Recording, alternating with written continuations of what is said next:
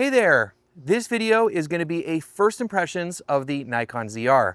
Now I've had this camera for less than 24 hours. It showed up late yesterday afternoon, early yesterday evening, and so I haven't had a ton of time with this camera, so this is no way, shape, or form a review. This is a first impressions. Now I do want to mention that B&H Photo loaned me this camera to test out, review, and make videos like this, so huge thanks to B&H. There are links down in the description below for the Nikon ZR if you want to pick one up, and all the gear that I use on a regular basis. So huge thanks to B&H Photo. Now, I have been so curious, as I'm sure a lot of you out there as well, about the ZR. It is the first time we're seeing a marriage of the Nikon and Red technologies. Now, I've owned, used, and tested many Nikon and Red cameras over the years, including the Z8, the Z6 III, the Z50 Mark II, the OG Komodo, and the KX. And I love all those cameras, and I'm just so curious to see how these two match up with each other. So I am currently shooting on the ZR, and of course I'm using the brand new R3D NE, the star of the show. And I'm also using an adapted lens right now because I don't have any native lenses at the moment. So this is actually a Sigma Art EF 28mm lens with the Fringer adapter, and I do have the autofocus turned on. So I'm here in my new house's backyard. If you're curious about the background here, I am still currently building out my studio. Now I was able to take out this camera briefly this morning to try to capture some sample footage. So let's check that out and then we'll talk about it.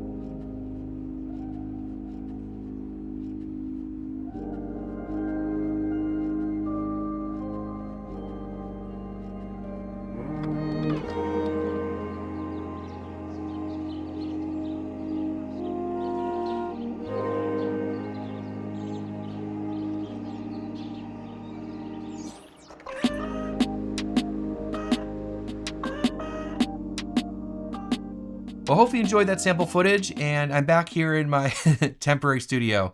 But let's talk more about the Nikon ZR. So if you're unfamiliar with the sensor in this camera, it has the same sensor as the Nikon Z6 III. So other than the new codec, those two cameras, the Z6 Mark III and the ZR, should perform similarly, if not identically. So really the main thing to talk about with this camera is, of course, the star of the show, the new R3D NE Codec. All the footage you saw was all shot on the ZR in the 6K FX, meaning full frame mode, using R3D NE at the base ISO of 800. In terms of the lens, I shot all of it on my Leica R 50mm Summicron and the Fringer, I don't know how to pronounce it, EF to FZ Mark II adapter. I was also using the Nisi True Color VND that I use all the time for everything. Now, in terms of grading, I kept it as simple as possible. I didn't want to do anything crazy because I really want to see what the image was doing. So I used a basic technical conversion LUT from Red, which I've used plenty of times in the past. Basically, it converts the Red wide RGB log 3G10 to Rec 709 BT 1886, and the preferred combo I like is medium contrast and very soft roll-off. Of course, you can control that with Red cameras, but you can also get the LUT and put it in there with whatever software you want. You can just download it from Red. So keeping it really simple. And for all the shots that I showed you, I did not add any noise reduction at all because I wanted to see what the image was going to look like. So in terms of the image quality, I really liked it. It was really easy to grade. I think it has great colors. Of course, I'm a huge fan of Nikon colors and red colors, and it's kind of a mix up of the two. So in terms of the color science and the overall image quality, absolutely fantastic. I really liked it. In terms of rolling shutter, I didn't really notice anything, but I wasn't shooting a lot of fast moving things, but I didn't expect to really notice anything in terms of rolling shutter artifacts. This sensor has a pretty quick readout speed because it is a partially stacked sensor. I didn't test this camera out in low light because I was shooting, like you just saw, outside during the day and everything was at ISO 800. It does have a second base ISO of 6400 as well. Of course, all the sample footage was shot on my Leica R, so that's all manual focus, but the intro of this video was shot using an adapted lens, like I mentioned, but the autofocus did seem to work pretty well, similar to what I remember on the Z6 Mark III. Now, the big thing about the ZR that we need to talk about is, of course, the dynamic range. There's been a lot of discussion online after CineD and Gerald Undone have posted their results from their IMATest dynamic range tests. And like I always say, when you're looking to evaluate a camera in terms of its dynamic range, there are 3 ways to do that, one of which is the IMATest test. But that definitely does not give you the whole picture, but it is something to look at. And sometimes it's a little bit misleading because you're not really comparing apples to apples. It's more like apples to oranges when you compare cameras. So the other 2 ways I like to evaluate a sensor is going to be a latitude or push-pull test. And I didn't get to do that for this video because it's a first impressions video, but CineD did do that. So I'll leave links down below for Gerald's and CineD's videos so you guys can go check them out yourselves. But the third way is, of course, looking at actual images. And you need to do all of these things to really evaluate these cameras to see how well the dynamic range is. Now, before we get to dynamic range, I want to talk about the highlight roll-off in this camera. It is absolutely incredible when you're shooting in the R3D NE and using that LUT with the very soft roll-off. I was really impressed with the highlight roll-off on this camera using that combination of that codec and that LUT. Now let's take a look at some examples, and I shot this garage here specifically because I could see a lot of dark areas under the car and in the back of the shot. This is the graded image that I put in the video. Here it is, ungraded, straight out of camera, and what I noticed was when shooting is that I could see into the shadows. You can kind of see that here. And zooming in, like you could see under the car there, you could see the guy in the back, you could see a lot of detail there. There's actually quite a bit of dynamic range going on. So here it is again graded, but this is zoomed into 200%, and you can see that the dark areas are pretty dark. It's kind of hard to see there. So let's take a look here and lift up the shadows to see what's going on under the car there and in the back and the back windshield of the car. You can see there's quite a bit of information there. And this is after I add some noise reduction. You can see you can grab quite a bit more information there and dynamic range. So pretty impressive. Here's another example that was in the opening sequence, and this has light and dark areas. Here it is right out of camera, and what I want you to focus in is that area in the back there that's in the shadows. Here it is zoomed in so you can see it a little bit better. Here's what it looks like in the graded image that I was in the opening sequence, so you can still kind of see in there. Here it is with lifted shadows. You can see quite a bit into that darker area. And here it is with noise reduction. Quite a bit of shadow detail. Now, I do want to take a moment to talk about exposure on this camera and how it relates to dynamic range and shadow recovery. Now, like I said, the highlight roll-off looks really nice on this camera and the highlights are really strong. And I think that's a combination of both the R3D NE codec with the log curve, the red log curve, and also that conversion LUT, that technical LUT with the very soft roll-off. Because the highlights are so strong, you can push it a little bit higher. Make sure you're not clipping, but you can definitely push it a little bit higher and it'll give you more shadow information. I did notice that I did underexpose one shot, so I want to show you that. So let's take a look at this image here. This was in the opening sequence. I think it was a little bit underexposed. Here it is right out of camera. You might be able to see it looks a little bit dark. Of course, the highlights are all intact here. Now here it is after I graded it and lifted the shadows. You can definitely see some noise in that blue column, but I could have easily added some noise reduction like I did here, and I think it looks pretty good. But for the edit, I decided to keep the noise reduction off, so I just graded a little bit darker to try to crush the shadows a little bit and hide the noise a little bit more. All that being said, I was definitely surprised by the actual dynamic range in this camera after seeing all those test results and discussion online. So like I said, I really think this comes from being able to expose pretty high. You have that great highlight information, highlight roll off with the R3D NE and Red's log curve. as well as getting that very soft roll-off, which I like from the technical conversion LUT. This allows you to get the exposure maybe a little bit higher. Also in post, you can lift up the shadows and apply some noise reduction. So if you're willing to put in the work, you can definitely get a little bit more dynamic range out of this camera. But again, that's only in the R3D NE. So this camera's dynamic range is not incredible, but I think it has definitely helped with all the things I just mentioned, and it's definitely going to be a step up from the Z6 Mark III, but you do need to use that codec. In terms of stabilization, all the footage that you saw at the opening sequence is all shot handheld on the ZR using a non-stabilized lens.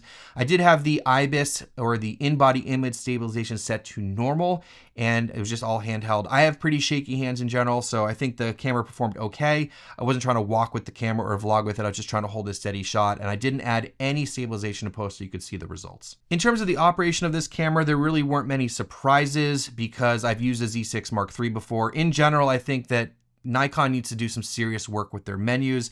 They have a pretty complicated menu design and it's really not intuitive. And I don't mean because it's new. I've shot on Nikon quite a bit now and I know where things are, but things are just grouped in weird places and it's kind of hard to find things. I really wish they would just sort of rework the whole menu system. There is one quirk that I found with this camera just shooting an R3D NE, and that's the fact that you can't use the view assist because that's developed for N-Log. But you can use the 3D LUT feature, but then focus peaking doesn't work. So I was just forced to shoot with the view assist and 3D LUT off because I needed focus peaking because I was using a manual focus lens. Now let's talk about the body design, the physical features, and usability of the camera. First of all, when I took it out of the box, I was kind of surprised that it was bigger than I thought it was going to be.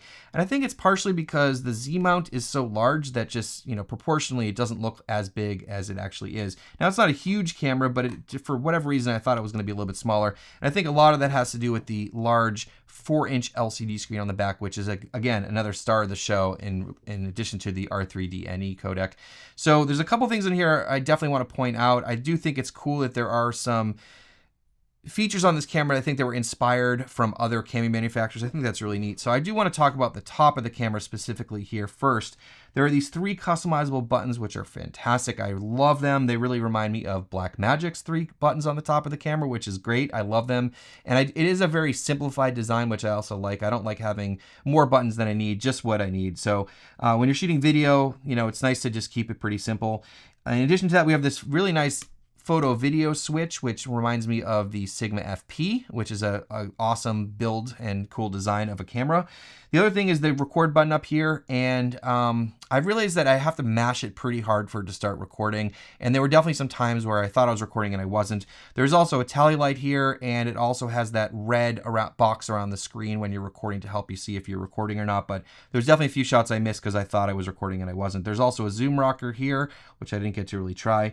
Now, the on-off button is right here, and it is a pretty fancy looking button, and it does light up when it turns on. I would just be concerned about this getting turned on accidentally in your bag or something like that. That didn't happen to me today, so I'd rather have a switch than that. But you can see one thing about the camera here is that it powers up super quickly. I love this. Definitely not like a Red camera. They also have these built-in strap eyelets, which I like, versus the dangly ones. I hate those. So overall on top, I really like the design. Now, in terms of the controls, there is a exposure control here, and there's one on the front. Now, the thing about this is you can only set these to shutter or an aperture and reverse them between the two. You can't just have one turned off. You can't set one to ISO. So I noticed that I was actually bumping the shutter quite often because I had the shutter up in the front, and I was using shutter angle. I'd look down and be like 214 or 244 or whatever numbers. I want to stick to 180. So I'd like a little bit more customization there. And there is no way to get 3 control dials because there is no dial in the back. So the way they get around that is you set one of the function buttons here to ISO, you hold that down, and then you can rotate the other dial like on the other Nikon cameras. It's kind of how they work.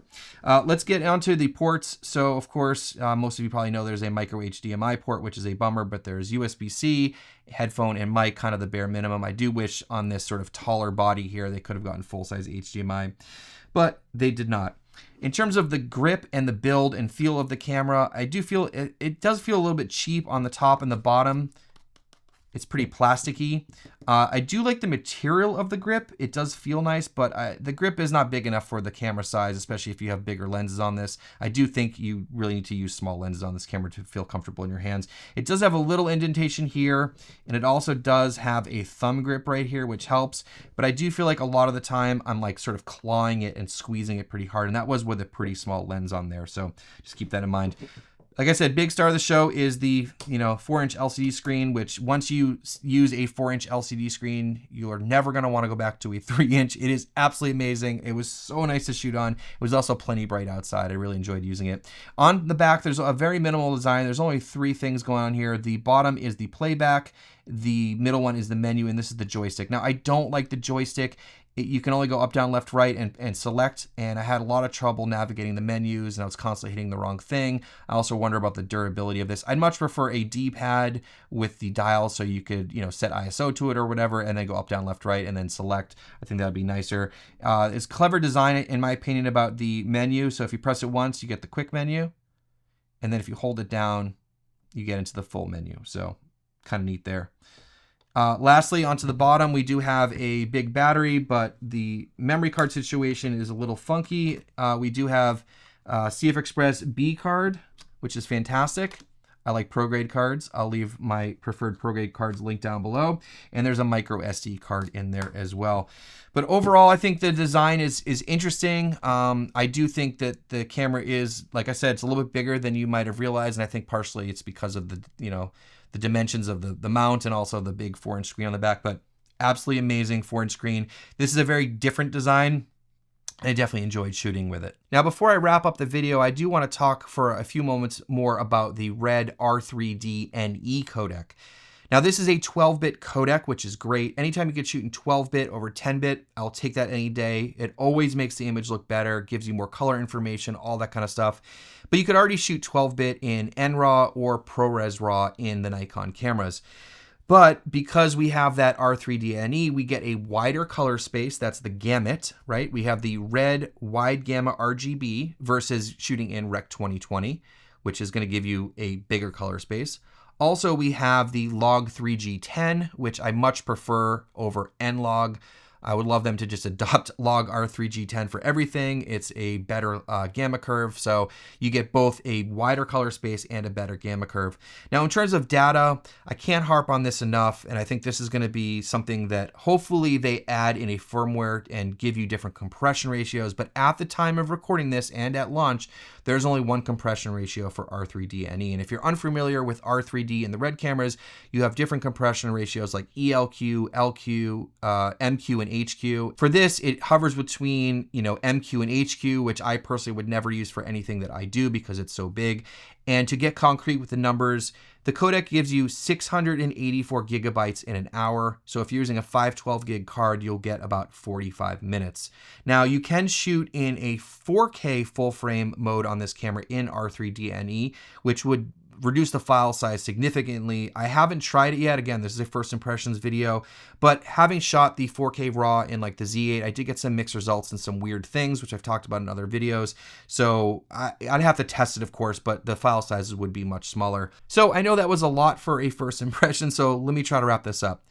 I think since launch, there are a lot of people out there that think they can buy a Red camera for $2,200 that comes with IBIS and autofocus. This has a Nikon Z6 III Mark sensor, not a Red sensor. This has Nikon's menus in it. Now, this is a Nikon camera, but it does have the R3D NE codec, which is different than R3D, but it has a Red RAW codec and definitely increases the image quality over the Z6 Mark III. There are some cool design features, like I said, the 4-inch LCD screen and just the overall layout and stuff. It is pretty cool. But this is a Nikon camera. This is a great start for the Z series. I do wish they would incorporate more of Red stuff in here, like the exposure assist tools, like the goalposts. We got a better phone app with, wireless monitoring, all that kind of stuff. Some more of the Red menus and features and stuff like that in here. This is a really interesting and intriguing camera, and I think at $2,200, they're going to sell a lot of these because I think a lot of people are just curious about Nikon and have always maybe wanted to buy a Red. Could this be a B or C camera to other Red cameras? I'm not sure. I'm sure it could fill in some of those spots. But I think that you need to be realistic about the file sizes of that codec, because if you're not shooting in R3D NE, this camera is not as nearly as cool and as special. I mean, it is a cool form factor, the big screen, all that stuff, but really the star of the show is that codec. And just be realistic about the size of the files, because it will get massive really quickly. Anyways, hope you enjoyed this video. There will be links down below for the ZR and all the gear that I use. Big thanks to B&H for letting me borrow this. Hope you enjoyed this. Thanks so much for watching, and we'll see you in the next one.